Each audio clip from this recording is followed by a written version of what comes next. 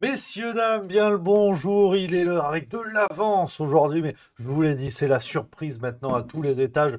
La vie est surprenante. Désormais, voilà, c'est le cas. J'espère que vous êtes en très grande forme, les amis, pour cette nouvelle semaine qui commence plein gaz. On est déjà mardi, hein, mécaniquement. Hier, on était sur... C'était plus lundi, plus début de semaine. Tu retrouves Patrick à la machine à café, Bon, il y a Nadine qui casse les couilles sur le dossier B8, mais c'est bon. Tu bricoles, mardi, ça commence à avoir une saveur. Ça commence à avoir un petit peu de saveur, mercredi, jeudi. Jeudi, on se met une timbale, vendredi, l'autoroute du week-end. J'espère que voilà, vous êtes en très grande forme, les amis. Merci à Helm Féan qui vient de sub. C'est le 4e mois. La fête continue, dit-il. Que du plaisir et la fête. Ça va, qu'est-ce que je fais? Bon, qu'est-ce que c'est que ça? J'ai pas fait exprès. Allô Houston à la base, j'ai pas fait exprès. L'instant grognon s'est déclenché seul. Je n'y suis pour rien. J'avais oublié de décocher en régie, hein, toujours cette maîtrise de la technique. J'étais même pas grognon que j'ai déjà mis l'instant en prévention. Parce que c'est vrai qu'aujourd'hui, on va parler de beaucoup de choses. On a du Sandrine Rousseau, on a une nouvelle fake news d'Emmanuel Macron. On va revenir sur une petite vidéo que j'ai fait chez l'ami Mike Borowski. Je vous montrerai, mais ça va ressortir sur Juste Milieu. On va mettre le début pour aller découvrir la suite. On va avoir quoi? On va avoir l'affaire des fact-checkers. Ah, là, là. Ah, c'est le buzz en ce moment. C'est le véritable buzz. Cette histoire des fact-checkers. Je vais vous donner mon petit avis. Faites ce que vous voulez, mais je suis méfiant. Voilà. Et je vais en surprendre plus d'un. On va y revenir au cours, hein, de ce Juste Bistrot. On commence, on a un peu d'avance, donc c'est encore plus de plaisir. Merci à Nono la Savoie 74 qui vient de sub, c'est le 3e mois. Merci mon Nono. Merci à Barbatruc 3 qui vient de subprime, c'est le 6e mois. Tartampion 34 qui a offert un abonnement. À Flore 67, ça c'est mignon, ça c'est sympa comme tout. Et merci à 16DL également, 9e mois. C'est le bébé, c'est le baby cap, comme on dit.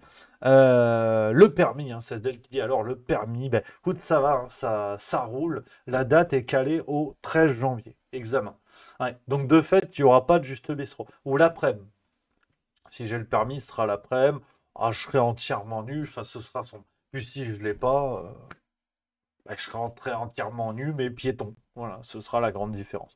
Merci également à Sylva789, le 6e mois. Merci beaucoup les amis, on commence plein gaz. Voilà, ça c'est que du plaisir avec un menu chargé. Ah, c'est le casier judiciaire de Thierry Solaire, hein, le menu du jour. On a beaucoup de choses parce que tu sens que bon, mine de rien, il y a la Coupe du Monde au Qatar et tout, mais on n'arrive pas vraiment à faire détourner l'attention des gens, hein. Tu sens que les citoyens restent aux aguets, hein. Il suffit de voir ce qui se passe en Chine. Ah, ça commence à swinguer en Chine. Ah, ben là, les citoyens commencent à dire, bon, on a été parmi les plus dociles du monde. Au bout d'un moment, disons que quand ton espérance de vie commence à atteindre le niveau de ton espérance de mourir, c'est chaud. Quand t'as plus rien à perdre, c'est là que ça peut partir en cacahuète. Et c'est vrai que comme la Chine, ils sont pas à la Coupe du Monde, bah forcément, les citoyens, ils ont rien d'autre à foutre que s'occuper de leur destin. les nulos, tu vois.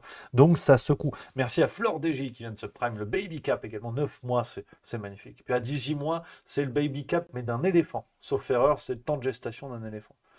Ou de Gérard Larcher, enfin bon, c'est pas le sujet.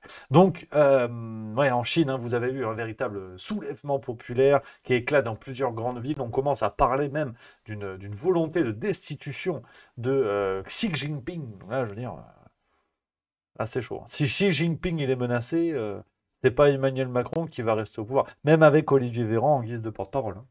c'est que ça envoie un message de si la Chine y arrive,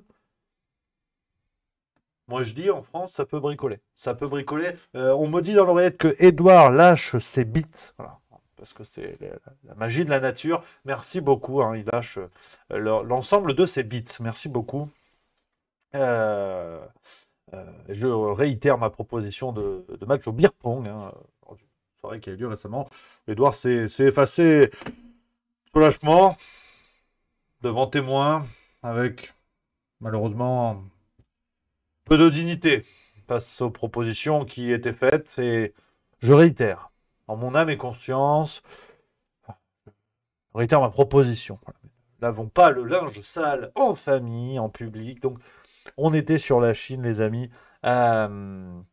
Voilà, hein, ça commence à swinger et c'est vrai qu'on voit petit à petit un contexte de révolte populaire qui ressemble un petit peu au contexte pré-Covid où c'était déjà, on en a parlé en dernier Juste Bistrot, on parlait un petit peu de ce contexte de soulèvement populaire qui, d'après certains, a favorisé, a accéléré en tout cas ce processus d'encadrement des populations qui s'est manifesté à travers un contexte sanitaire, mais le but quand même était là et ça a permis de faire taire, en tout cas momentanément, ces révoltes populaires.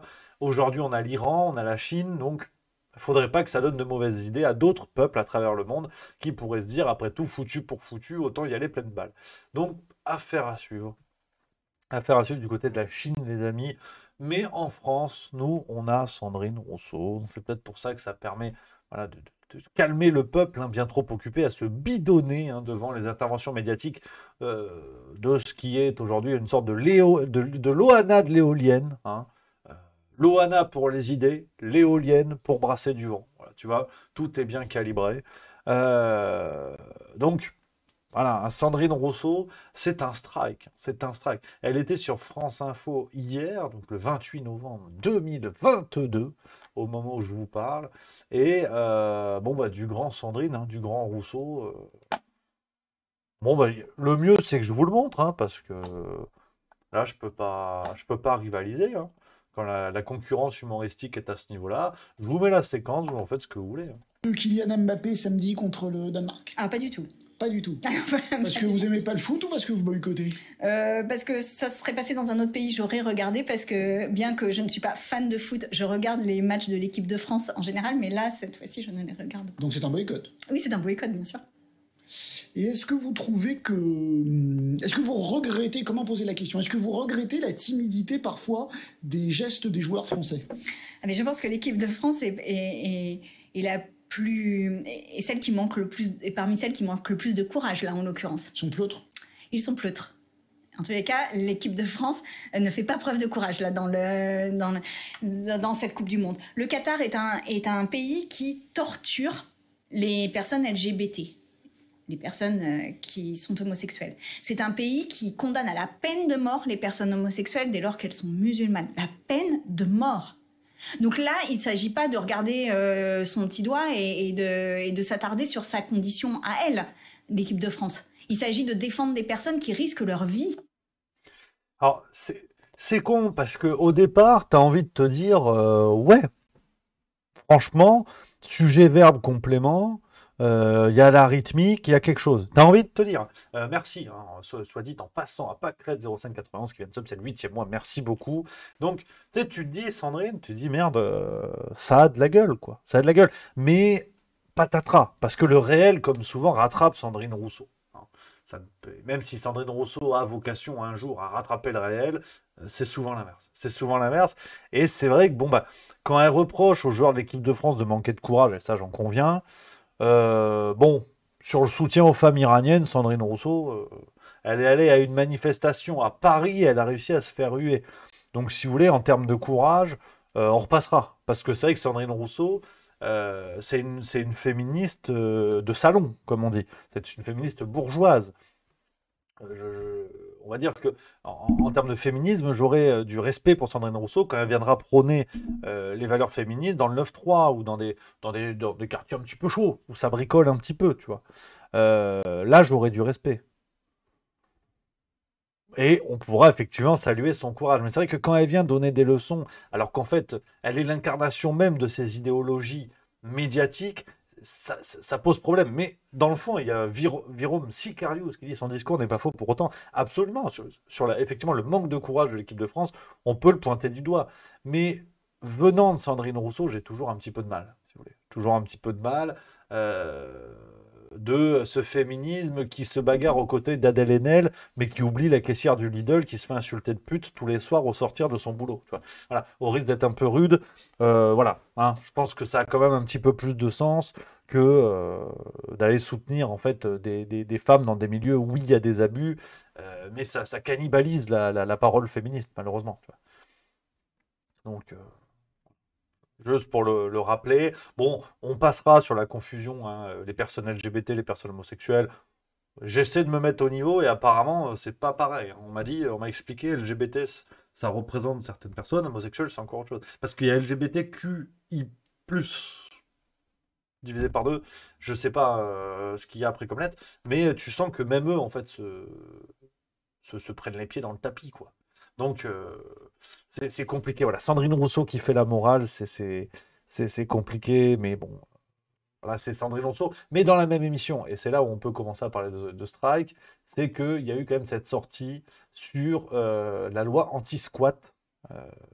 Et en fait, c'est problématique. Voilà, vous ne le saviez pas. Incroyable, enfin, c'est le pire moment pour faire ça. C'est-à-dire que là, il y a des gens qui n'arrivent pas à payer leur loyer. Il y a des logements qui sont inoccupés. Il y a des gens qui n'arrivent pas à manger et à payer les factures d'énergie. On est dans une situation sociale d'une tension inouïe, mais inouïe. Enfin, c'est vraiment... et sur tous les plans, d'ailleurs. Hier, j'étais avec une association qui accueille des enfants en situation de handicap en dehors des horaires scolaires. Ils sont obligés de fermer tout le mois de décembre parce qu'ils n'ont plus d'argent. Ils n'ont plus d'argent, donc ils laissent les enfants, les parents comme ça, tout seuls dans la nature. Bon. Donc on est dans une situation sociale inouïe. Les gens font des efforts de partout. Ils tiennent partout les bouts de ficelle pour essayer de survivre. Et là, ce qu'on leur dit, c'est que on va faire... La seule chose qui préoccupe le gouvernement et LR, c'est de faire une loi sur les squats après avoir fait une loi sur le chômage. Avant avoir fait faire une loi sur les retraites. En fait, c'est quoi l'idée? C'est que c'est les pauvres le problème? Ouais. Alors ça, c'est ce qu'on appelle une découverte de poudre en direct. Sandrine Rousseau découvre la poudre. Hein. C'est vrai que là, ils sont en train de comprendre que le gros problème d'Emmanuel Macron, c'est qu'il suit son programme, quoi. Alors, Pusher, Sandrine Rousseau, c'est vrai que là, c'est elle qui était dans les médias. T'inquiète pas, il y en a d'autres qui arrivent, bouge pas. C'est une émission, on va aller voir d'autres gens. Mais malheureusement, oui, parce que c'était l'extrême droite ou Emmanuel Macron, ils ont choisi. Et là, ils sont en train de se rendre compte que voilà, Emmanuel Macron va tenir ses promesses. C'est vrai que ce qui change hein, dans ce monde politique, mais c'est tout le problème de la situation. Et quand elle s'offusque que le gouvernement s'en prenne aux pauvres, oui, mais il fallait peut-être pas appeler à voter Emmanuel Macron. Hein. Enfin, appeler, oui, alors. Oui, mais Rémi, il a dit non, il a dit pas une voix à l'extrême droite. Ouais. Bon. T'as capté comme moi. T'as capté comme moi. Et c'est bon, voilà, c'est là où ça devient un petit peu compliqué. Bien sûr que ça n'est pas un acharnement sur Sandrine Rousseau, je parle d'elle parce qu'elle était dans les médias le 28 novembre. Je suis pas en train de te sortir une séquence d'il y a 6 ans juste pour lui taper dessus. Mais c'est vrai que voilà, les écolos sont en train de comprendre que une Tesla, c'est pas à l'abri de tout le monde. C'est pas accessible pour tout le monde, tu vois, en termes de portefeuille, quoi. Et là, ils se disent, merde, comment on fait? Parce que d'un côté, on demande plus d'argent aux gens pour faire la transition écologique, donc que leur baraque soit plus très respectueuse de l'environnement, que leur voiture soit électrique, qu'ils consomment bio, que machin. Et de l'autre côté, en fait, les gens sont pauvres. Donc si les gens sont pauvres, ils vont pas voter pour les écolos, vu qu'ils n'ont pas les moyens d'être écolos. Parce que l'écologie, c'est quelque chose de bourgeois aujourd'hui. À une Tesla, non. Au SMIC, non. Au SMIC, même pas. Donc c'est vrai que c'est un petit peu que, électoralement parlant, les écolos sont en train de comprendre ce qui fait malheureusement, enfin ce qui a fait la puissance de leur mouvement ces dernières années. C'est que l'écologie est une politique de bourgeois. Ce sont les fameux écolos urbains qu'on voit dans les villes, qu'on des trottinettes, qu'on ce que vous voulez, qu'achètent le savon pour la barbe, mais dont le problème numéro un n'est pas le stock de spaghettis à la fin du mois. Et donc, ça pique, parce qu'électoralement, ils se disent comment on va faire. C'est comme les républicains. Il y a une forme de prise de conscience électorale aujourd'hui, si on regarde un petit peu de tous les partis, c'est que les gens sont, enfin, en tout cas, les représentants politiques sont en train de comprendre que le contexte économique a une influence sur leur électorat. Et le contexte même démographique, c'est que les républicains se disent on gagne grâce à peu près aux retraités depuis, on va dire, Chirac, c'était un peu ça, Sarkozy, clairement. L'électorat des retraités s'est en grande partie déplacé vers Emmanuel Macron, et démographiquement, ces retraités sont en train de disparaître. Et ceux qui les remplacent sont des gens qui vont être à la retraite à 800 ans, et qui ont un pouvoir d'achat qui est en chute libre. Donc comment on fait pour que les gens votent pour nous? Et donc tu te retrouves à devoir faire voter des chiens. C'est peut-être un petit peu la politique pour les nuls, je vais peut-être un peu vite, mais tu as du sens, tu vois. Tu as du sens, et la stratégie électoraliste d'Emmanuel Macron, qui est d'aller grignoter sur tous les bords autour du centre qu'il incarne en vérité, ben cette stratégie, elle est en train de payer, quoi. Elle est vraiment en train de payer. Merci à Argyle qui vient de subprime, merci beaucoup. Donc c'est assez terrible. Alors, il y a Match Pro 48 qui dit putain de commentateur qui n'a pas lu avant les positions politiques diverses chez les Verts. Les écolos ont au moins 3 à 4 motions différentes. Alors, c'est juste sur le putain que t'as vu, je fais ça gratuitement. Donc, il n'y a même pas de notion de putain. C'est voilà. Parce que je demanderais de l'argent. Là, je le fais gratuitement.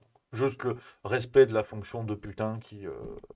Voilà, qui n'a pas envie d'être mélangée avec moi, par respect pour elle, je dis pas ça pour moi. Donc voilà, c'est juste sur ce petit point de détail, mais c'est vrai que oui, les écolos ont au moins 3 à 4 motions différentes, c'est juste con qu'il n'ait que ça. Parce que l'écologie, on dira ce qu'on veut, mais l'écologie n'est pas un programme politique. Ouais. C'est ça qui est malheureux. Alors, Match Pro 48 qui dit juste une expression de colère, bien sûr, il n'y a pas de problème, mais si on peut se tenir dans le respect, par protection en fait, des bébés phoques, parce que si t'es écolo, t'as vu là le message que t'as envoyé, dégage du CO2. Que... C'est pour ton bilan carbone que je dis ça, au-delà de la politesse, c'est pas le sujet. Mais non, tout ça pour dire que l'écologie, en vérité, n'est pas un programme politique. On voit bien que ça ne suffit pas. L'écologie est un combat universel, combat collectif. Et à partir du moment où un parti fait l'OPA, alors, pas nécessairement que les Verts en France, je parle plus largement les partis politiques dans le monde entier qui se disent partis écolos, ou verts, ou ce que vous voulez, ces partis-là font une OPA sur un combat qui devrait être collectif. Et aujourd'hui, ils se rendent bien compte que vouloir des voitures électriques déjà ne suffit pas. Euh, vouloir fermer les centrales nucléaires, bon, bah, on réouvre les centrales à charbon, merci les gars. Et en plus, cette OPA nuit finalement au combat écolo, parce que tout le monde devrait se tourner vers l'écologie, adopter des pratiques écolo. Et aujourd'hui, on se dit, ah ouais, mais attends, est-ce qu'on peut être de droite et écolo? La question se pose, alors que c'est débile, genre, on habite tous dans la même planète, tu vois. Mais il y a cette OPA-là. Et on a donc des hurluberlus, tels Sandrine Rousseau, Yannick Jadot, qui d'ailleurs ont été désavoués dans l'élection interne qui a lieu au parti. Ils soutenaient chacun une liste, et ça a pris branlée. Donc c'est quelqu'un d'autre qui risque de s'imposer, prendre la tête du parti. On voit bien que ces hurluberlus-là, de toute façon, ne sont même pas des écolos. C'est quand la dernière fois qu'Yannick Jadot a mis son avant-bras dans le cul d'une vache? Voilà. Et 3 ruches à la défense, c'est pas l'écologie, c'est de la communication. Et c'est là où voilà, le gap est pris en pleine tête, quoi. Merci à Clerma19 qui mène sub, c'est le 6e mois, merci beaucoup. Alors pour répondre dans le chat, on papote, ça c'est important. Cycloman69 qui dit oui, mais à ce moment-là, tous les sujets de société ne sont pas politiques. Si, c'est pas ce que je veux dire. Peut-être qu'effectivement je me suis mal exprimé. Ce que je veux dire, c'est que il n'y a pas de parti, par exemple, comment dire, il n'y a pas de parti du pouvoir d'achat en France. Il n'y a pas un parti qui arrive, qui dit voilà, nous, on est le pouvoir d'achat. On incarne le pouvoir d'achat. Ça n'existe pas. Parce que cette thématique politique est partagée par tous les partis qui vont avoir des idées différentes, avoir des propositions différentes. Et en l'occurrence, c'est ce qu'on a fait avec l'écologie. C'est que l'écologie est un thème politique, mais pas un mouvement politique. Il y a la droite, il y a la gauche, il y a les socialistes, il y a les trotskistes, il y a l'extrême droite, il y a qui tu veux. Mais l'écologie n'appartient pas à un parti. Parce que dans ce cas-là, imaginons un monde où chaque parti prend un thème politique pour se le mettre dessus, pour s'habiller comme ça et dire bah, nous, on incarne ce thème est à nous, on s'en sort plus, quoi. Tu vas avoir le parti du pouvoir d'achat, le parti des limitations routières. Enfin, c'est absurde. Et on voit que ce pari-là se pète la gueule parce que ça va même à l'encontre de l'intérêt de la planète, en vérité, de l'intérêt de la défense de la planète. Merci à Sélénis23 qui vient de sub, c'est le 8e mois. Merci beaucoup. Voilà. Donc, en vérité, alors, on en met beaucoup sur Sandrine Rousseau. Après, bon, c'est toujours un petit raisonnement à la con, hein, mais c'est un peu le syndrome Martin Blachier. C'est qu'on en met dans la gueule des gens qui sont tout le temps présents. C'est mathématique. Plus une personne est présente pour dire des conneries à la télé, plus on risque de se foutre de sa gueule. Tu noteras que Lionel Jospin, j'en parle pas beaucoup, par exemple. Parce qu'il n'est pas beaucoup là. C'est mécanique.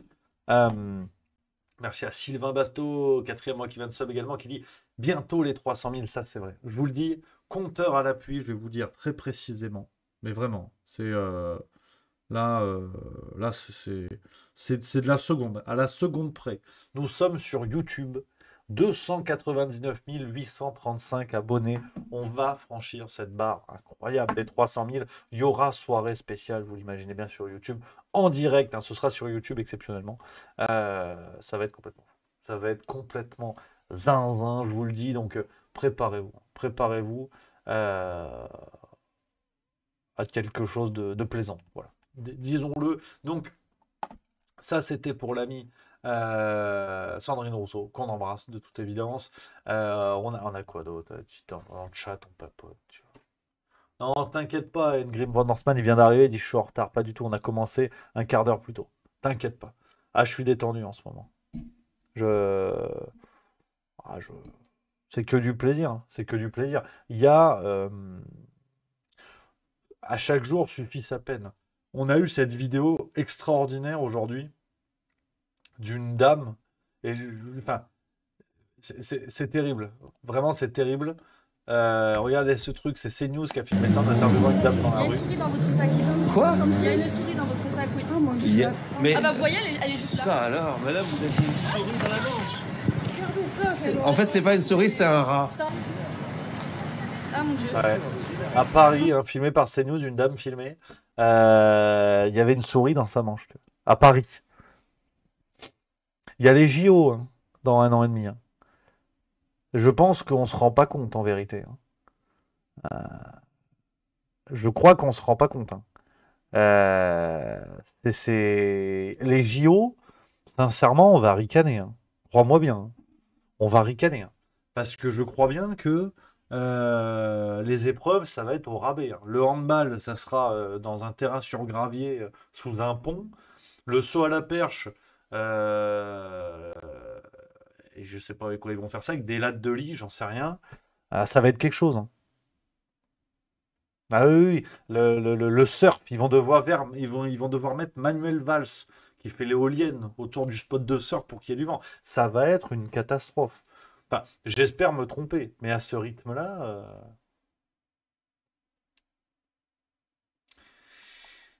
Et là, ils vont ouvrir la billetterie, là, 1er décembre. Tu vas voir que.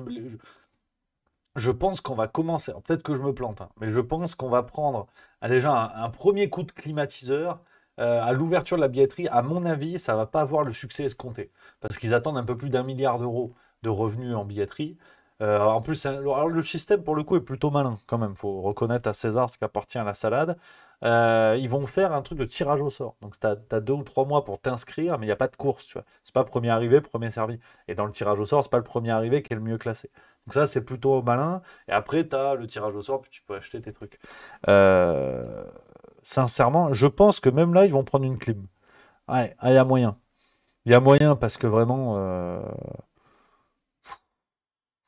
mais c'est terrible quand même. C'est la France, tu vois. Tu te dis, bon, on est dans l'histoire. On a inventé la pomme de terre.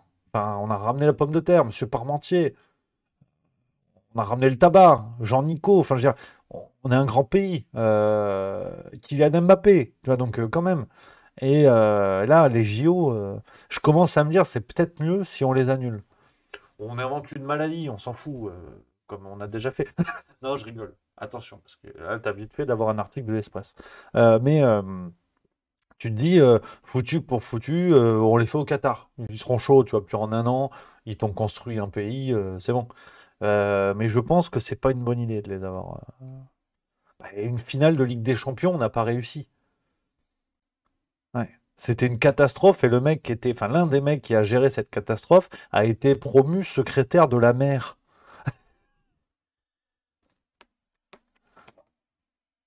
Et faut s'en rendre compte quand même, hein, parce que je vois des gens qui disent ouais chouette les JO.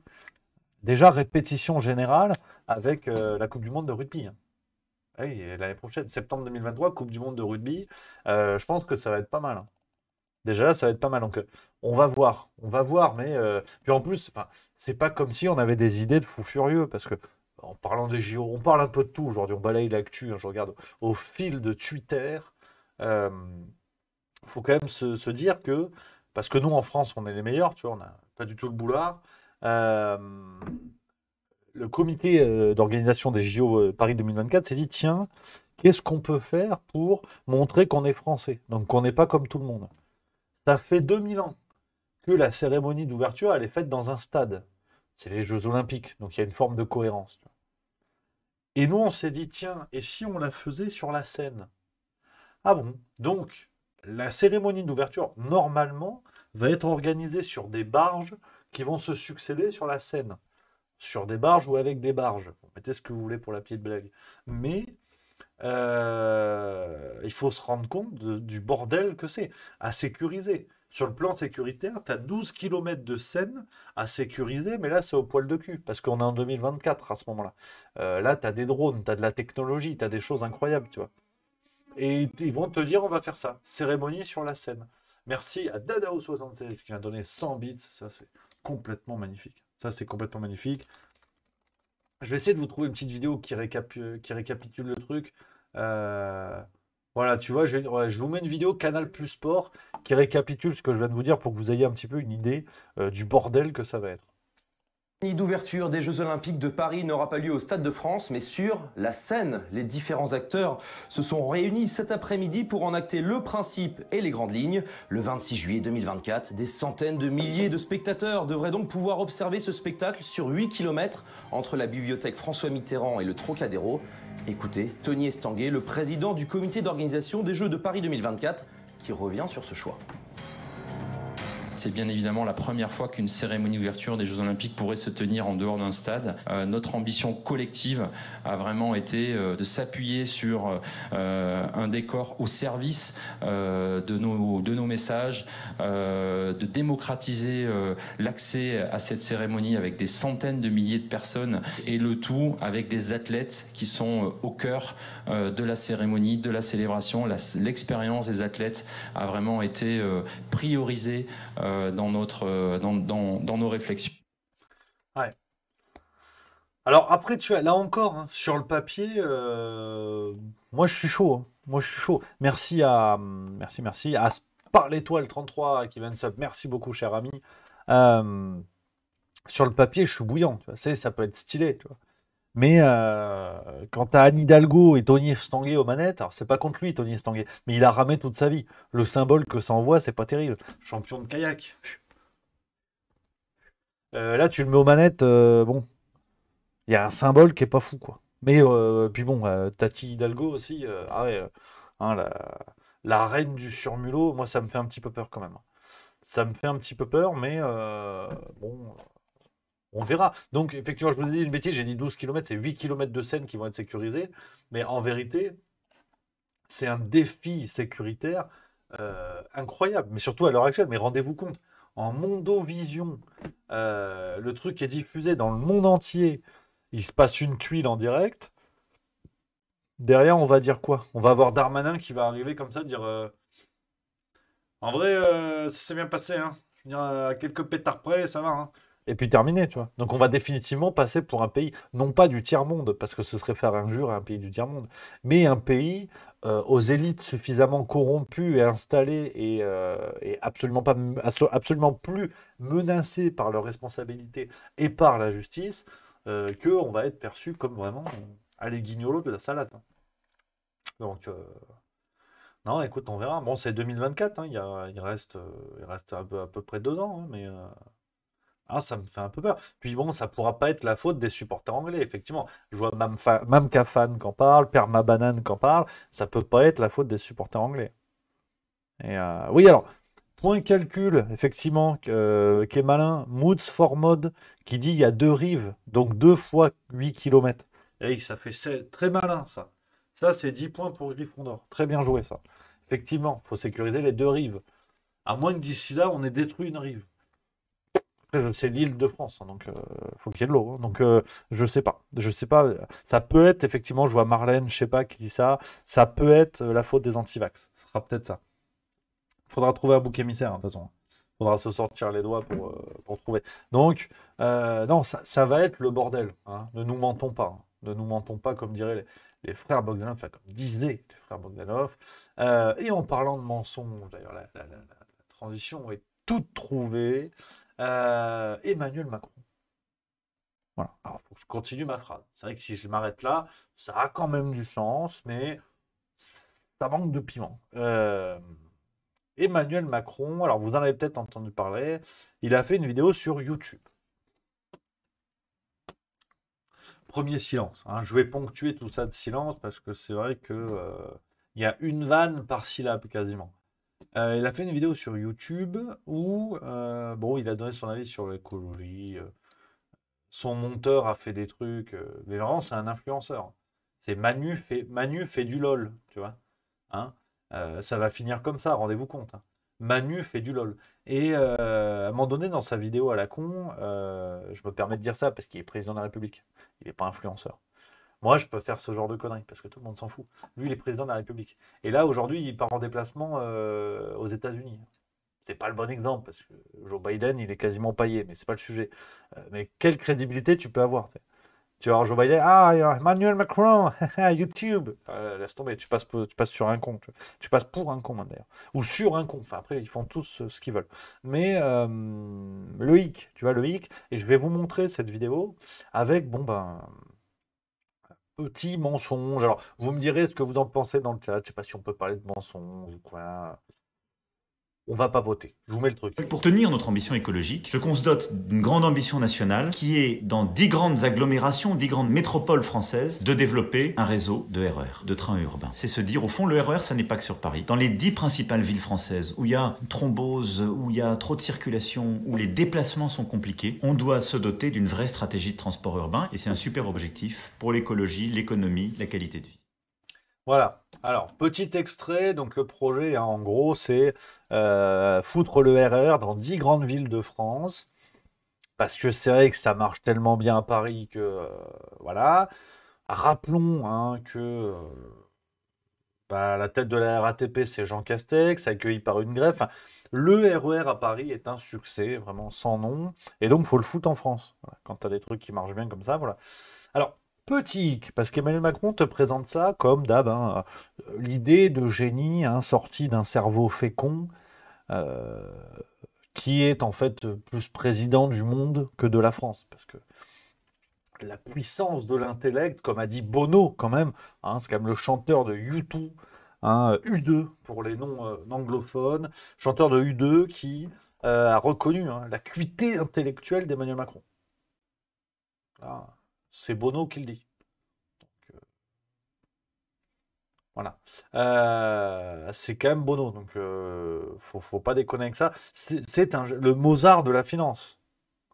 Hein, donc vous étiez au courant. Donc quand il a une idée, normalement tu dis oui. Et là, moi je voulais dire oui. Parce que je veux dire, tiens, c'est une idée de génie. Il a dû se lever le matin en disant putain, c'est ça mon idée. Alors la tuile, parce que l'opinion, hein, dans son édition d'aujourd'hui, je vous ai fait un article sur le site de Juste Milieu, si vous voulez jeter un œil derrière, mais je vous lis en fait, hein, je fais clairement de la pub pour moi-même. En fait, le problème, c'est que cette proposition existe depuis 3 ans. Voilà, je vous lis le résumé hein, que j'ai mis dans l'article sur le site Juste Milieu. Dans l'article de l'Opinion, on apprend que le chantier a été acté dans la loi d'orientation des mobilités votée il y a 3 ans. Encore mieux, SNCF Réseau y a consacré un rapport de 72 pages début 2020, listant les 10 métropoles concernées et en proposant 5 de plus en option. Et cerise sur le gâteau, les études sont souvent déjà bien avancées à Bordeaux comme à Lille par exemple. À Strasbourg, pareil, avec ce fameux projet de RR qui va ouvrir dans quelques semaines. Pas très bientôt. Euh, J'ai pas dit que c'est une fausse annonce. C'est pire que ça, en fait.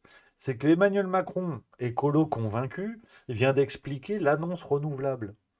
C'est que chaque année, tu décales les dates parce qu'après ça se voit, tu fais la même annonce, formulée différemment. Un coup YouTube, un coup TikTok, un coup, je sais pas, tu fais un live pour le journal du Hard, enfin, tu fais ce que tu veux. Mais cette annonce de RER dans les 10 grandes villes est une cagolerie supplémentaire parce que l'annonce, le projet existe déjà et est déjà en train d'être mis sur pied. Par exemple, à Strasbourg, je vous le disais, hein, tu vois, la recherche, elle n'est pas complexe, hein.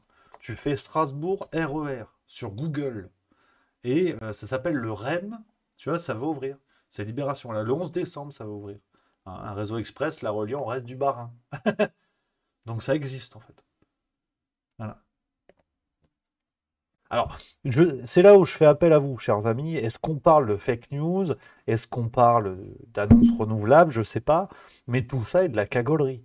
Et les médias qui, pour certains, alors pour le coup, pas tous, on l'a vu avec l'opinion, les médias qui relaient en disant «Oh, quelle idée de génie encore de notre président, fais-nous dessus», euh, c'est de la complicité. C'est de la complicité parce que si j'arrive, moi, à recouper les trucs, c'est qu'un journaliste qui a la carte de presse, qui même pour les plus brillants travaille à l'Express, là, là tu tutoies les étoiles, hein. Tu dis tu à Uranus.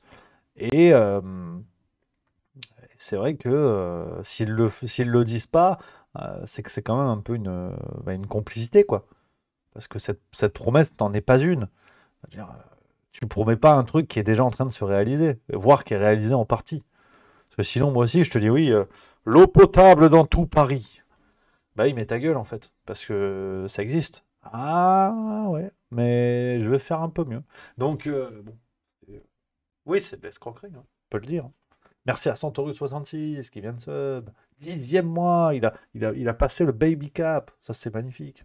Ça, c'est magnifique. Donc, je voulais revenir avec vous là-dessus.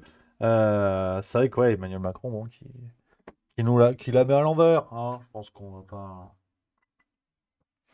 on va pas se mentir quand même.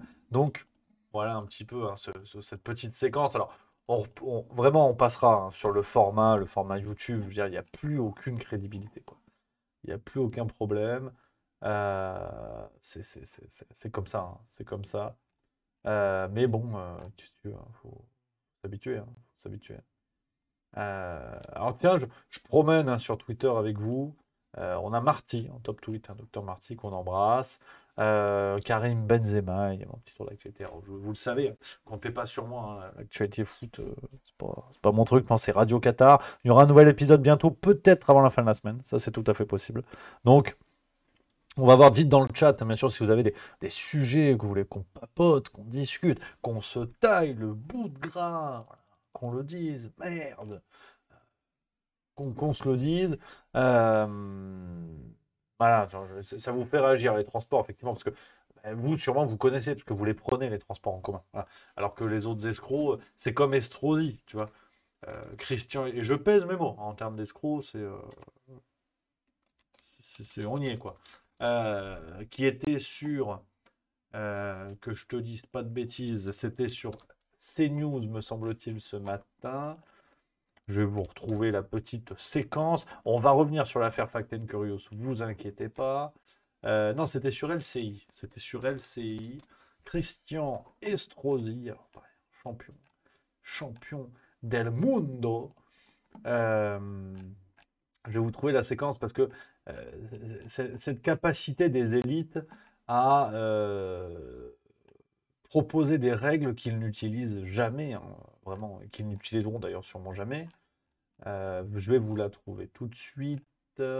C'est au sujet du covoiturage, tu vois, c'est pour le moins cocasse. J'arrive, hein, je suis sur tu vois, je peux te montrer, je suis sur la page de LCI.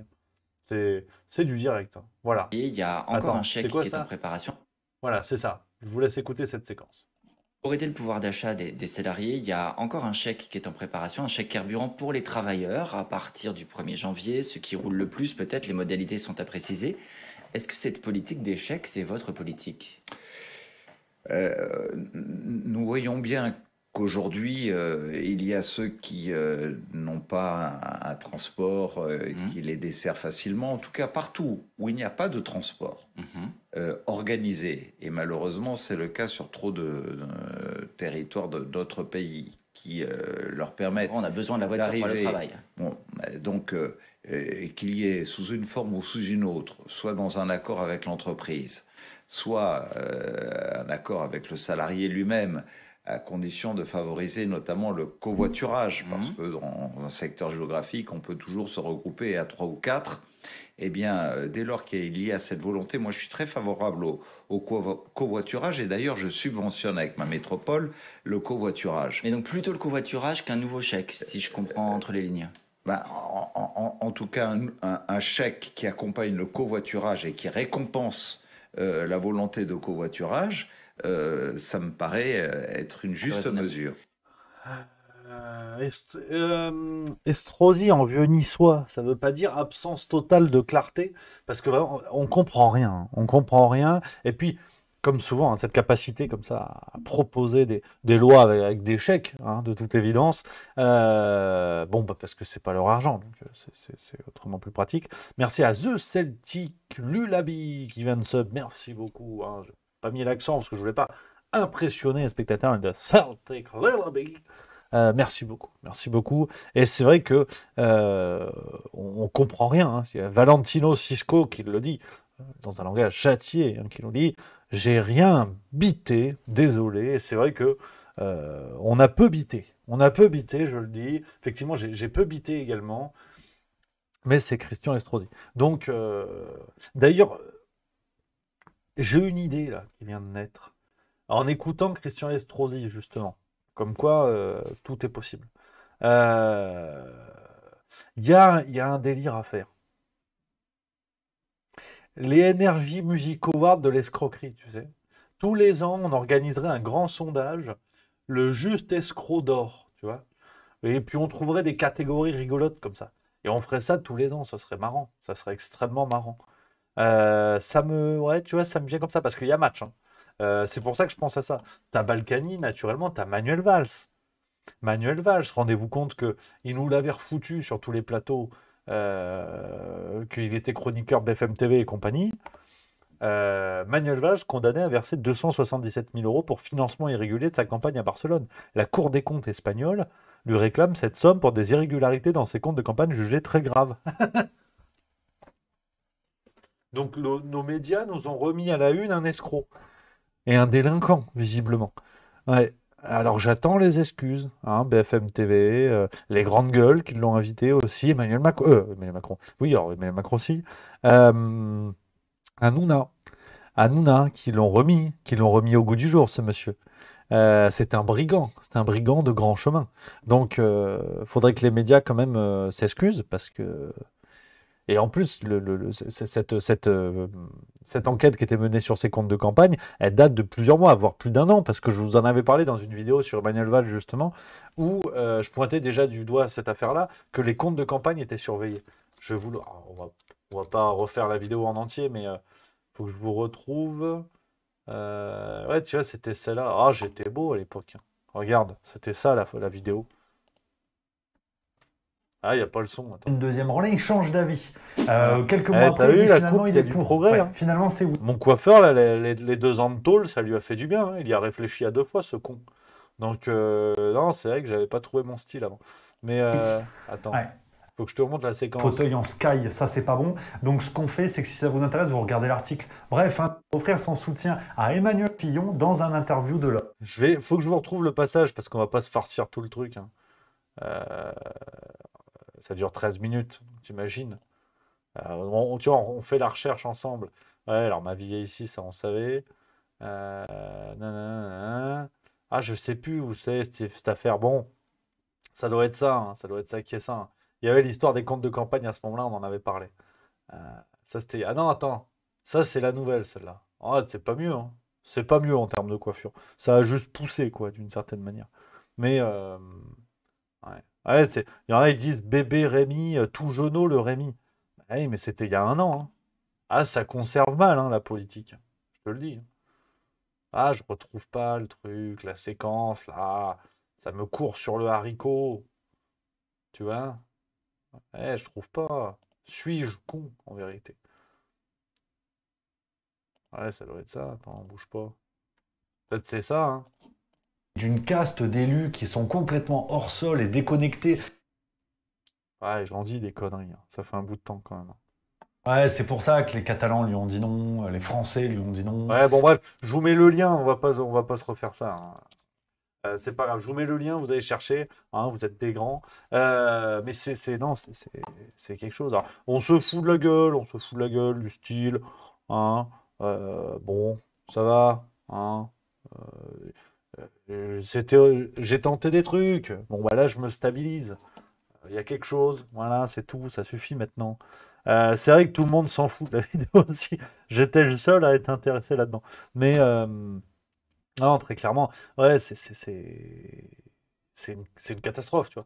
On nous a remis ce monsieur à la téloche, alors que voilà, 277 000 euros. J'ai hâte qu'on le revoie à la télé parce que l'argent du coup qu'il a dû recevoir en étant chroniqueur, eh ben, il va payer. Enfin, je sais pas comment il va faire, tu sais. Ils vont trouver, hein, des broutilles, je leur fais confiance. Merci à Lalaou Bazi qui vient de sub, c'est le 5e mois. Merci beaucoup. Que du plaisir. Alors.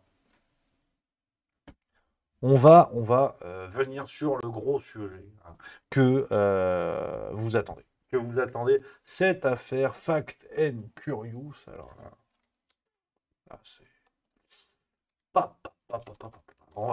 Je vais vous résumer rapidos, hein, pour ceux qui ont peut-être pas suivi cette affaire. Tout part, hein, d'une vidéo, d'une révélation de Idriss Aberkane, qu'on salue, qui a eu un entretien, un échange avec Malika Daoust, ex-compagne d'un certain Antoine Daoust, du site Fact and Curious, que vous connaissez peut-être, un site, bon, bah, tu l'auras compris au nom, qui s'est imposé, qui s'est imposé ou qui a été imposé, c'est un autre débat, on va y venir, qui s'est imposé comme l'une des références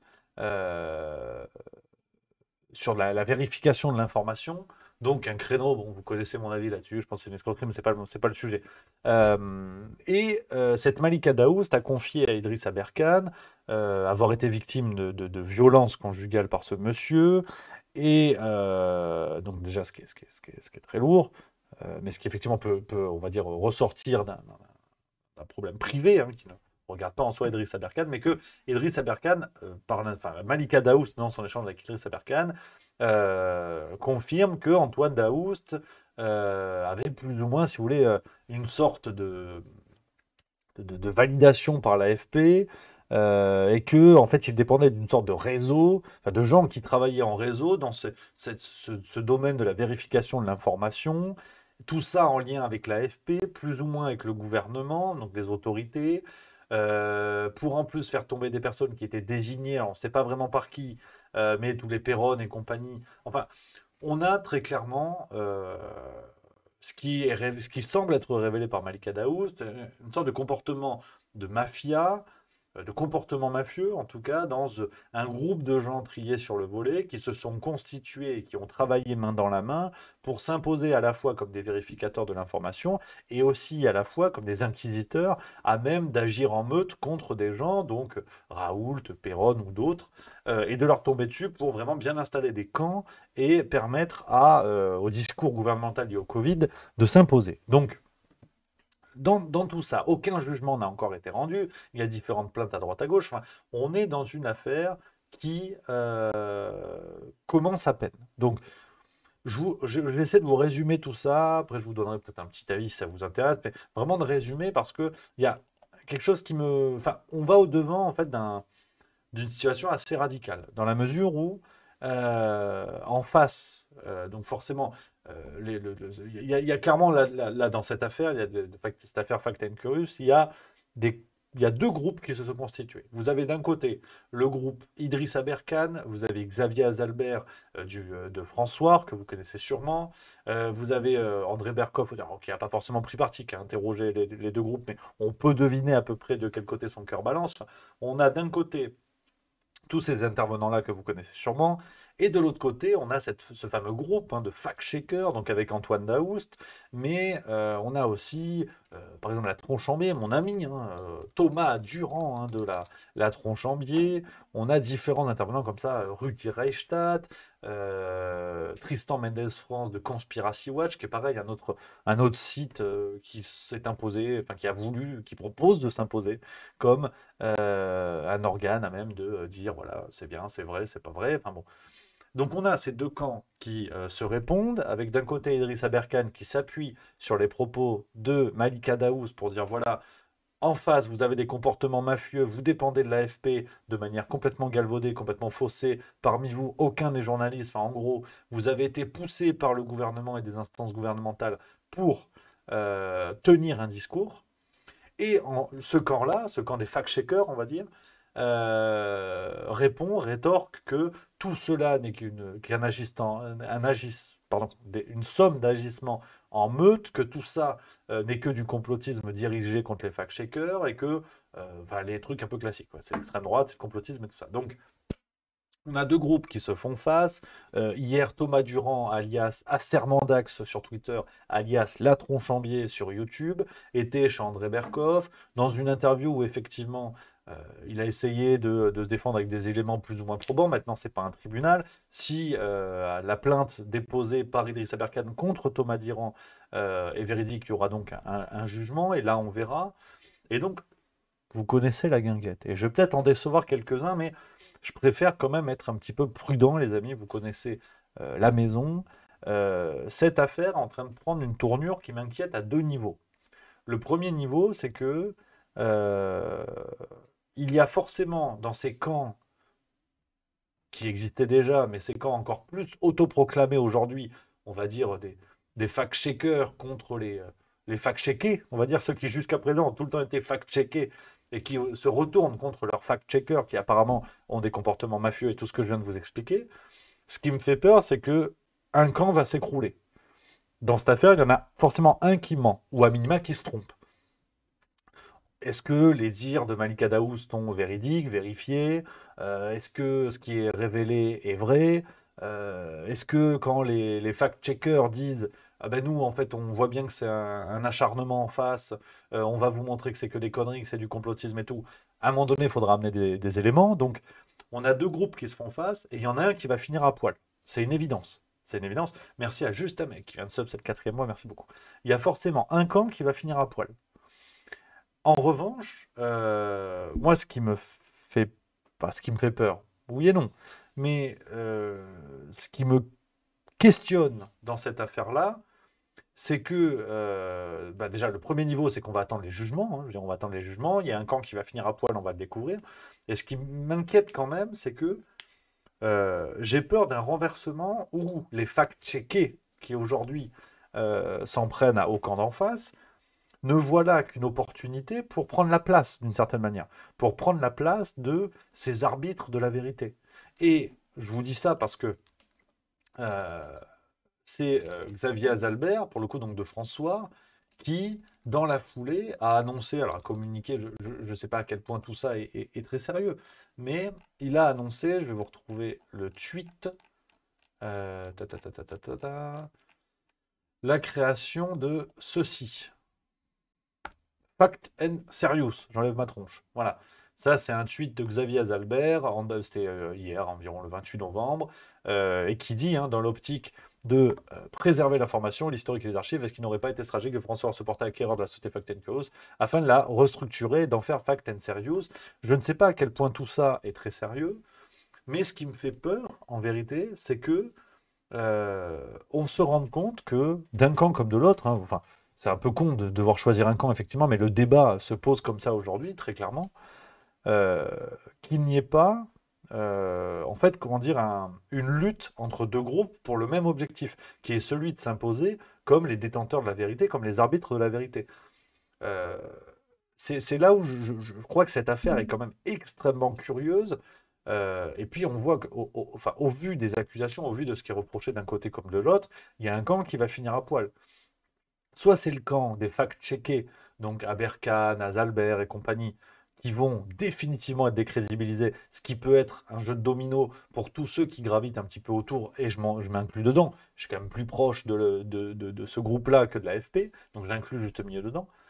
Par contre, de l'autre côté, euh, si ce qui est révélé par Malika Daoust, puis euh, Idriss Aberkan, puis Juan Branco aussi, qui a pas mal communiqué là-dessus ces derniers jours sur Twitter notamment, ce qui me fait peur, c'est que si tout cela se vérifie, on est face à un scandale gravissime où des inconnus au bataillon, sans qualification requise, ont été validés, encouragés, voire financés directement par le gouvernement ou des instances officielles en vue de tenir un discours de propagande, soyons clairs.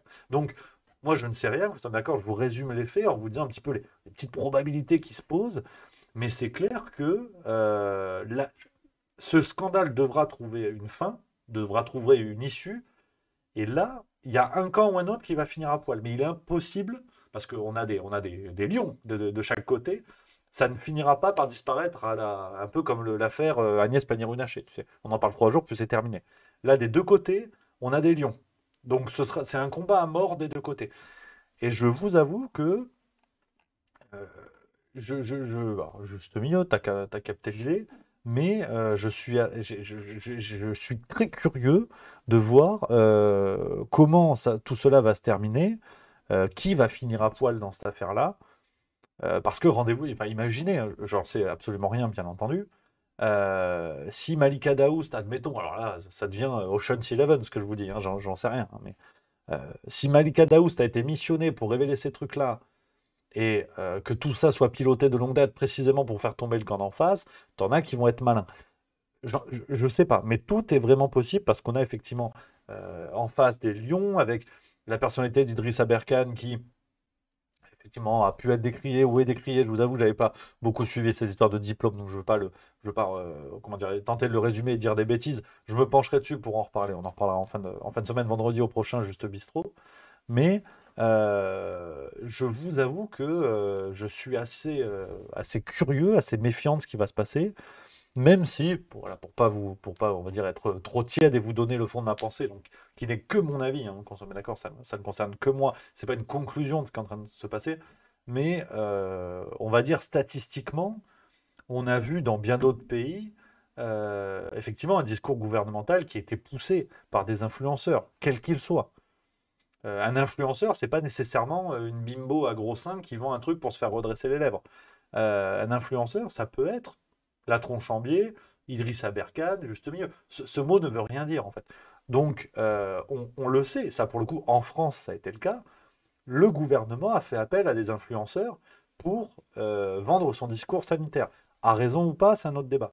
Mais combien on a vu de gens sur Twitch, sur YouTube, jusqu'à McFly et Carlito, qui ont fait la fameuse chanson spéciale Covid, et à 10 millions de vues, ils faisaient un truc avec Macron, ce qui a été fait. Tout ça, c'est pas une légende, tout ça existe. Donc, pourquoi ça se serait arrêté à la sphère, on va dire, un peu divertissement des influenceurs? Forcément, je pense forcément que cette histoire de fact-checker, tous ceux qui ont été imposés, alors en dehors des médias classiques, en dehors de Check News, de Libération et tout ça, tous ceux qui ont été imposés, vous ne savez pas trop qui c'était, les zététiciens comme Thomas Durand, Conspiracy Watch, donc Rudi Reichstadt, Tristan Mendes France, tous ces gens-là qui sortent un petit peu de nulle part, il faudrait creuser les sources de financement, parce qu'il y a quelque chose de curieux qui se fait dans des sphères, on va dire, peut-être plus légères, mais il y a quelque chose de curieux sur l'émergence de cela. Maintenant, voilà, je crois qu'il faut être très prudent. Il y a eu hier il y a eu un droit de réponse de Thomas Durand, alias Acerbandax, alias La Tronche en Biais, chez André Berkoff. Pour le coup, je suis obligé de rester dans ma ligne, même si je vous le dis, vous le savez, je ne le porte pas forcément dans mon cœur. et que je ne suis pas très à l'aise avec cette logique de zététique de ceux qui détiennent la vérité. Mais pour autant, je pense qu'il ne faut pas non plus tomber dans une logique de bouc émissaire, lui en mettre plein la gueule. On est dans un contexte où il y a quand même un petit peu de pression. Enfin, potentiellement, apparemment, André Berkoff, en tout cas, avait le papier. Il a peut-être réellement une plainte contre lui, que ce soit vrai ou pas. Alors, si c'est vrai, on peut comprendre qu'il soit un petit peu stressé. Si c'est pas vrai, il y a quand même un contexte qui fait que on peut avoir la pression, quoi. Moi, je vous avoue, demain, on porte plainte contre moi, même si j'ai rien fait. Berkoff m'appelle pour que je passe. Je vous avoue, à l'antenne, je me fais dessus. On va pas se mentir. Donc, j'aimerais aussi, en fait, franchement. Et on pourra dire, ouais, juste milieu, t'es pro, je sais pas quoi, et tout ça, machin. Par prudence, vous connaissez la ligne, je vois pas pourquoi Idriss Aberkane aurait forcément plus raison que la tronche en biais, d'autant que cette affaire va se régler en justice, et pas chez André Berkoff. Donc, quand il y aura une décision de justice, il n'y aura pas de problème, et ça pourra, de toute façon, quel que soit le camp condamné, ça révélera des choses assez, enfin, des choses assez incroyables, assez sidérantes. Donc, affaire à suivre. Affaire à suivre, mais je vois des trucs, tu vois, Clerma 19 qui met le pas de pitié pour Durand, le mec est une ordure. Non, enfin, ça pour le coup, imaginez si demain la justice montre que toutes les attaques qui étaient faites contre le camp des fact-checkers, on va dire, toutes ces attaques étaient fausses. Ceux qui vont passer pour des cons, c'est pas Thomas Durand, hein. Donc, je préfère être prudent. Franchement, je préfère être prudent. Après, voilà, la justice fera son boulot, et puis si c'est ça, je vous dirai, bah, effectivement, tout était vrai, il y a les preuves, tout va bien. Donc voilà quoi. Mais après, alors Clerma 19 qui dit arrête, pour le coup, t'as pas tout suivi. Alors, ben, par rapport à quoi, n'hésite pas à dire, parce qu'effectivement, il y a sûrement plein d'éléments que j'oublie en route. N'hésite pas à nous dire dans le chat, qu'on papote, hein. Mais alors, je prends les commentaires justement pour qu'on papote, hein. Babcom5, il dit Rémi, pour une fois, je ne suis pas d'accord avec toi. Tu as, comme nous, vu tout ce qui a été dit par Durand et par Pain, Durand et Julien Pain, effectivement. Seb66600 qui dit Rémi, tu crois encore en la justice? Alors, peut-être un petit peu, hein. Effectivement, c'est peut-être un peu naïf, mais oui, alors effectivement, tout ce qui a été dit par Julien Pain, par Thomas Durand, maintenant. Je suis d'accord avec vous, bien sûr qu'ils ont dit énormément de conneries. Bien sûr que il n'y a eu aucune excuse. Julien Pain, on a vu son tweet il y a quelques semaines où il disait c'est bon, nous on est passé à autre chose. Bien sûr, j'en suis pleinement d'accord. Mais on a eu aussi au début de la crise un Florian Philippot qui était pro-confinement. On les a vus ces vidéos. On le sait au tout début de la crise. On le sait. Est-ce qu'aujourd'hui, il y a des gens qui le reprochent à Florian Philippot? Vous connaissez la ligne, si vous voulez. Bien sûr que j'imagine que je dois vous casser les pieds à être toujours dans un entre-deux un peu tiède. Mais je pense qu'il faut rester prudent. Il y a eu l'histoire du professeur Raoult et les Chinois qui mouraient plus en trottinette que du Covid. Il ne faut pas non plus tomber dans le biais psychologique où on ne retient que les erreurs des adversaires, entre guillemets, si tant est qu'il y ait des adversaires. Je pense que voilà, il faut faire cet équilibre-là. Après, qu'est-ce que vous voulez que je vous dise? Moi, honnêtement, ce qui me sidère dans cette affaire, ce qui me sidérerait si ça s'avère, c'est le fait que ces gens-là, les Julien Pain, les machins et tout ça, aient été imposés par le gouvernement. Là encore, si la justice fait son boulot et qu'on a les éléments, alors après on peut douter, on peut me dire oui, mais la justice, ah, dans ce cas-là, on s'en sort pas. Je vis dans le monde des bisounours où la justice fait son travail. Ce qui me sidérerait, ce serait que le gouvernement ait mis en place un plan de propagande. Finalement, ces gens-là ne sont que des pantins. Si c'est avéré, ces gens-là ne seraient que des pantins. Et c'est gravissime. Alors, ils ont leur part de responsabilité. Très clairement, je ne les blanchis pas. Puis d'ailleurs, je ne vais pas les blanchir ou pas, je ne suis pas juge. Mais il faudrait pas que faire tomber Julien Pain, faire tomber Thomas Durand serve à couvrir ce plus haut qui les ont mis en place, quoi. C'est pour ça, en fait, que je vous dis ça. Maya Madis qui dit ils n'ont pas jugé avec sobriété, l'ont fait en crachant sur les gens. C'est vrai, impardonnable. Mais ça j'en conviens, impardonnable, ça, on verra. Comme disait Eric Cantona, ça, c'est Jésus, le pape, tout là-haut. Je leur pisse au cul. Vous avez peut-être vu cette séquence formidable. Mais c'est vrai que moi, je préfère être très prudent là-dessus, et surtout que ça ne serve pas une fois de plus d'écran de fumée à des gens qui auraient planifié ça, parce que pour le coup, ça se fait pas en une semaine, qui auraient planifié ça, financé ça, donné une audience à ces gens-là. Donc, pour ça, il faut un travail. Peut-être que Idriss Aberkan, Xavier Azalbert et consorts sont en train aujourd'hui d'ouvrir la boîte de Pandore. Et si demain, tout ça s'avère en voie de justice, que ça devient indéniable, peut-être pas en justice d'ailleurs, voilà, admettons, je vais dans le sens de ceux qui disent oui, il n'y a pas de justice indépendante, pourquoi pas. Ben, dans le cas où il y a vraiment un faisceau de preuves qui rend les choses indéniables, ben, je tirerai ma casquette bien volontiers à Idriss Aberkan. Puis si vous voulez, je ferai un immense mea culpa, me flageller si vous en avez besoin. Mais en l'état, je préfère être prudent. Je préfère être prudent parce que Idriss Aberkan n'est pas non plus la vérité absolue. Non pas à dire que ce soit un mytho ou un escroc, j'en sais absolument, mais il faut être juste prudent. De manière générale, tout comme moi, je déconnerai, j'en dis. Hein. Oh, oh, oh que oui. Donc, on verra. Affaire à suivre, mais la ligne juste au milieu, tu connais. Hein. Mais voilà, je lis le chat, hein, je continue. M. Féan qui dit on te le rappellera, mais avec grand plaisir. Dungon Keeper qui dit avec Idriss, les preuves seront béton. Red Gab qui dit après tout, c'est nous qui leur donnons une visibilité. Ça, c'est pas faux non plus. Ça, c'est intéressant, effectivement. Benoît P qui dit impatient de voir Rémi se flageller en direct. Et oh, 50 nuances degrés. Là. Non, mais c'est. En fait, les amis, je vous dis ça pour sortir un petit peu avec ce contexte. Alors, il y a le Seb 76600 qui est vénère. Bon, Seb, il est vénère, il dit arrête, on voit tes commentaires, tu défends des menteurs et des manipulateurs. Tu sais. Enfin, tu penses ce que tu veux, mon Seb, bien sûr. Hein, il n'y a bien évidemment aucun problème avec ça. Mais. Enfin, pareil, Rémi, ils doivent tous payer. T'es énervé, mon Seb. Prends une tisane. Prends une tisane, faut se détendre. Ils doivent tous payer si tu veux. Enfin, comment dire? C'est tout à fait légitime. Franchement, c'est tout à fait légitime. Effectivement, ce qu'on a vécu est extrêmement violent. Il y a des gens qui ont servi un discours. On a vu quand la question se posait dans les médias de ne pas soigner les non-vaccinés. Enfin, c'est allé très, très, très, très loin. Merci à Meina BZH80 qui vient de sub 8e mois. Merci beaucoup. Enfin,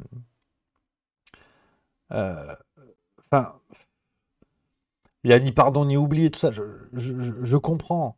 Princesse Zouga qui dit tu sais, Rémi, à force d'être tiède et de ne pas prendre parti, on devient vite lâche. Effectivement. Non, mais c'est ce qui est intéressant, en fait. C'est que cette colère qui est légitime sur ce qu'on a vécu, bon, je ne suis pas sûr que vous puissiez penser que je me sente très proche d'un discours d'un Olivier Véran ou quoi. Après, bon, comme vous voulez. Mais le problème, et ça va en faire hurler certains, mais vous allez voir où je veux en venir, ça va en faire hurler certains.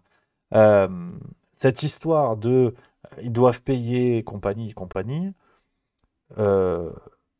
peut se justifier ou pas, mais le véritable problème, c'est que ça va servir toujours le même camp. Ça va servir toujours le même camp qui... Enfin, comment dire? En même temps, je vous dis ça, mais je ne peux pas non plus nier le fait qu'aujourd'hui, je réfléchis à voix haute avec vous, hein, tu vois, on papote. Hein. Je ne peux pas non plus nier le fait que on soit peut-être aujourd'hui à l'aube d'un scandale international. On le voit avec les statistiques qui explosent, les statistiques de santé, de maladies, de tout ce qu'on veut, qui explosent à travers le monde. Donc, je ne vous ai pas fait de la prudence pendant 15 minutes pour aujourd'hui, pour maintenant vous dire non, mais en fait, c'est pas très grave et tout ça. Honnêtement, je vais vous décevoir, mais je sais pas. Franchement, je sais pas. Je sais pas à l'aube de quoi nous sommes. Effectivement, on voit bien que, notamment sur la question de l'ingénierie sociale qui a été mise en place, cela soulève de vrais problèmes. On a quitté le domaine d'une démocratie normale. La question du vaccin pose énormément de problèmes. On voit les statistiques de santé à travers le monde. On voit à la télévision les scènes de gens qui s'effondrent, qui se multiplient. On le voit de partout. Qu'il y a un problème, on ne sait pas. Enfin, en tout cas, les médias nous disent on ne sait pas, mais il y a de vrais problèmes qui sont posés. Donc, je ne vous fais pas de la prudence pour aujourd'hui tirer un constat d'un côté comme de l'autre. Effectivement, peut-être que certains ont tenu ce discours-là et ont masqué peut-être l'un des plus grands scandales de tous les temps. C'est vrai, c'est possible. Mais honnêtement, vous connaissez ma ligne, hein. Pendant longtemps, je vous dis oui, mais faut être prudent, machin, machin. Sur ça, sur les conséquences, c'est vrai que je change mon fusil d'épaule et aujourd'hui, je sais pas.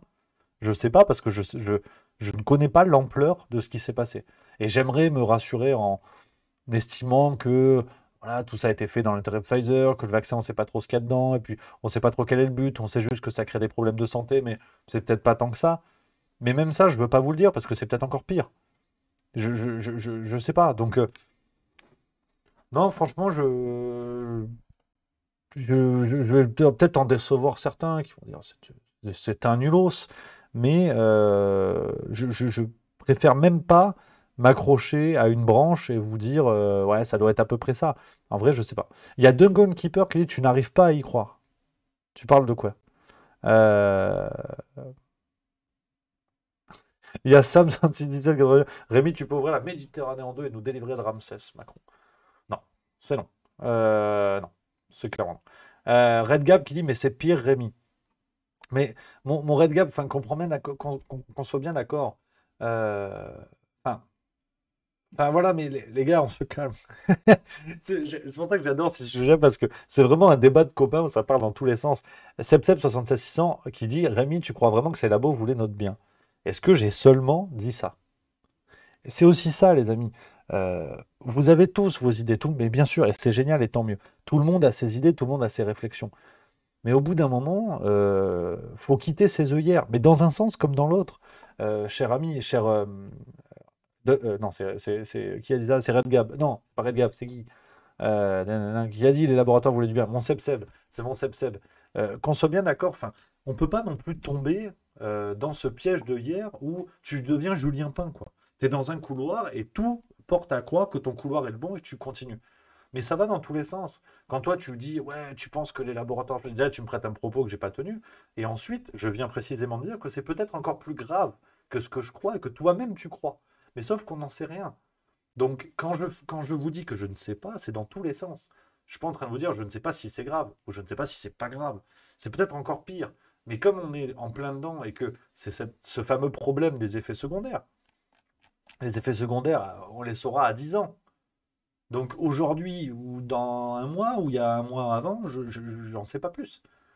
J'en sais pas plus. Ce que je peux vous dire, le travail que j'essaie de faire avec Juste Milieu, que vous voyez dans les vidéos, c'est tous ces éléments-là qu'on peut trouver, le rôle de McKinsey, tout ça, enfin voilà, toutes les vidéos, bientôt 200 vidéos sur la chaîne Juste Milieu, c'est ça, mais c'est morceau par morceau, et ça construit un puzzle qui effectivement ne me semble pas du tout positif. Maintenant, c'est peut-être encore pire que prévu, ou pas, mais ces œillères-là fonctionnent fonctionnent pour tout le monde, quoi. Si on reproche à Julien Pain, on va dire au fact-checker, d'avoir des œillères, c'est pas pour nous les mettre aussi, parce que sinon on s'en sort pas. Voilà ce que je voulais dire. Voilà, un petit peu cette histoire, tu vois, mais c'est papote, toujours papote. Donc c'est vrai que l'affaire Fact and Curious ouvre peut-être la porte à des choses assez zinzin. Donc, affaire à suivre, hein, les copains. Moi, je vous le dis. Hein. Moi, je vous le dis. Hein. Mais voilà. Je lis les commentaires dans le chat pour avoir un peu les avis de tout le monde. Hein. C'est important. Centaurus66 qui dit ils ont caché trop de choses pour leur laisser encore le bénéfice du doute. Ils nous veulent du mal, c'est presque sûr. Moods Force Mode, ne vous inquiétez pas, c'est le coca et le sucre qui ont notre peau, pas les vaccins. Dungeon Keeper, nous sommes le seul pays au monde à ne pas réintégrer nos soignants. Ça, c'est vrai. Absolument. Ça a à voir plus ou moins, mais c'est oui. On est des cobayes, du carton pour l'hiver. M. Féanc, oui, mais il y a des sujets où on a des éléments, Rémi, les opioïdes, les guerres manipulées, etc. Ne soyez pas surpris après. Effectivement, mais je n'ai jamais dit le contraire. On se calme. Tout le monde se calme. Sepsep76 qui dit non, mais justement, on n'a pas de hier, Rémi, tu t'égares. Bon, mon Sepsep, écoute, si tu as le pouvoir de divination, je respecte. C'est que du plaisir. C'est que du plaisir. Kong Bietso, le fond de ce sujet, on a cessé d'appliquer la loi et on a contourné les structures normales en mettant en place des comités appliquant la loi. Ce sera un bon début. Nous ne sommes pas des cobayes, juste des consommateurs. Le sang contaminé, l'hormone de croissance pour Naouna 8, effectivement. Maudit spleen, les fact-checkers, c'est la bande à Macron, propagande. Ça, si tu as les éléments, je les veux bien. Pour Benoît P, Rémi fait partie du complot. Voilà. Hein, je pense qu'il faut finir là-dessus. Alors, ça excite, hein, les sujets comme ça. On part bien. C'est que du plaisir. C'est que du plaisir.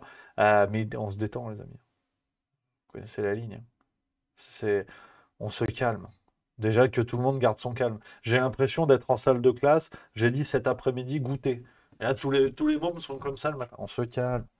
C'est pas moi qui vais régler quoi que ce soit. Hein. Tu l'imagines bien. Tu me vois, hein, c'est du direct. Donc, s'il y a un complot mondial, c'est pas moi qui vais faire quelque chose. Il faut quand même qu'on soit bien d'accord. Ouais, professeur milieu, si tu veux. Hein. Mais voilà, faut faire attention. Faut faire attention. Mais en tout cas, c'est bien. L'idée, c'est qu'on peut en papoter, tu vois. On est d'accord, on n'est pas d'accord, on se fend la gueule. Ça, c'est important. Ça, c'est le but du jeu. Donc, voilà, les amis. Voilà les copains, un petit peu ce qu'on pouvait se dire aujourd'hui. On arrive à 12h30. J'ai faim, je vais aller m'en manger une soupe. Faut que je me décoine en ce moment-là. Il y a les fêtes qui arrivent, je suis gras comme un loukoum. Ah, c'est terrible. Une catastrophe. Ouais, donc là, on va partir sur une dynamique de soupe. Ça va être pas mal. Ça va être pas mal. Tout le monde va se calmer. On va aller manger. Hein, ça va, on se détend.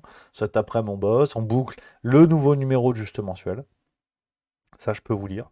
Ça c'est le plaisir. Ça, c'est le plaisir. Numéro spécial Noël, il y a une couverture aux petits oignons par Edouard. C'est que du plaisir. Ça va être pas mal. Ça va être pas mal. Donc voilà un petit peu, les amis. Voilà. Qu'est-ce que tu veux que je te dise? On arrive à ce niveau-là. Oh, c'est fou, là. Adrienne au soleil qui dit soupe au potimarron, noisettes et lard fumé.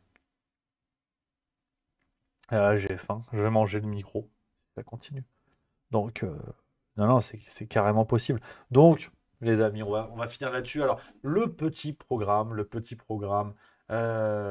qui arrive à une vitesse folle. Alors, on a, bougez pas, j'arrive.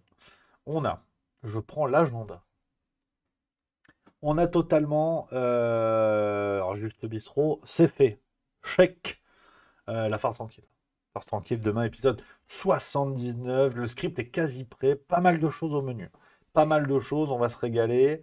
Il y a peut-être moyen, je ne vais pas vous mentir, d'un Juste Bistrot demain, mais on va voir ce qui se dit. Hein, on va voir ce qu'on peut faire.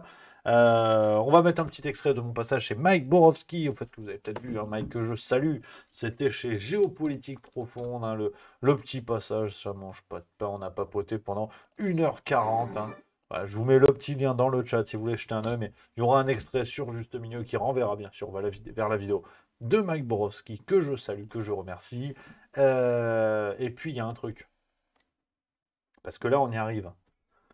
Jeudi, ou en tout cas semaine prochaine au plus tard, quand on sera sûr d'avoir passé le cap, soirée des 300 000 abonnés. Je pense que ce sera la semaine pro. Comme ça, on va bien l'organiser, on fera un truc sympa. Semaine prochaine, soirée des 300 000. 300 000 abonnés en live sur YouTube, ça va être quelque chose. On va faire péter les compteurs, ça va être incroyable. Donc voilà un petit peu ce qui vous attend, les amis. Puis Juste Bistrot vendredi, 11h30, même heure, même endroit. Moi, je vais manger, j'ai faim. Je vous salue, je vous embrasse. Je vous remercie pour ce débat encore animé, mais extrêmement plaisant. Et c'est le but du jeu. On se retrouve très très vite, les copains. Vive la rigolade et vive la France. Voilà.